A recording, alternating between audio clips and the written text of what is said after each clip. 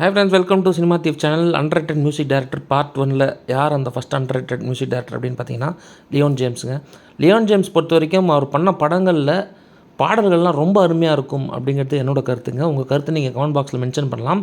ஏன்னா அவரோட பாடல்களாக இருக்கட்டும், பேக்ரவுண்ட் ஸ்கோராக இருக்கட்டும், தனிச்சு தெரியும் இவங்க மாதிரி இருக்காங்க. அதாவது இந்த மியூசிக் டைரக்டரோட சாயல் இருக்குது, இதில் காப்பி பண்ணார் அப்படின்னு சொல்ல முடியாது. அந்த மாதிரி ஒரு அவருக்காக ஒரு ஸ்டைல் வச்சுருக்காரு. அதில் தான் மியூசிக் பண்ணுவார். இவருக்கு படங்களோட ஆப்பர்ச்சுனிட்டிஸ் பெருசாக வரல அப்படிங்கிறது தான் என்னோடய கருத்து. ஆனாலும் வருஷத்துக்கு 1-2 படம் பண்ணுறாரு. ஆனால் நிறையா இன்னும் பெரிய ஸ்டாரோட படங்கள்லாம் இவர் பண்ணலாம் அப்படின்னு எனக்கு தோணுது. ஏன்னா அது மாதிரி தான் மியூசிக் பண்ணிகிட்ருக்காரு. இப்போ சமீபத்தில் ரிலீஸ் ஆன டிராகன் படத்துக்கு இவர் தான் இசையமைச்சார். பாடல்களாக இருக்கட்டும், பேக்ரவுண்ட் ஸ்கோர் ஆகட்டும் பெருசாக பேசப்பட்டுச்சு.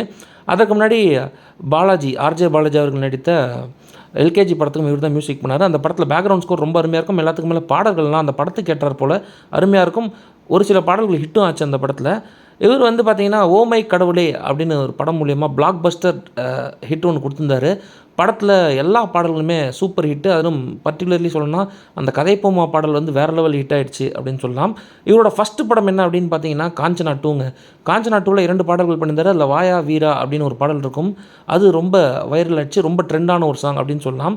அதை தாண்டி கோட் 2 திரைப்படத்துக்கு இவர் தான் இசையமைச்சார்.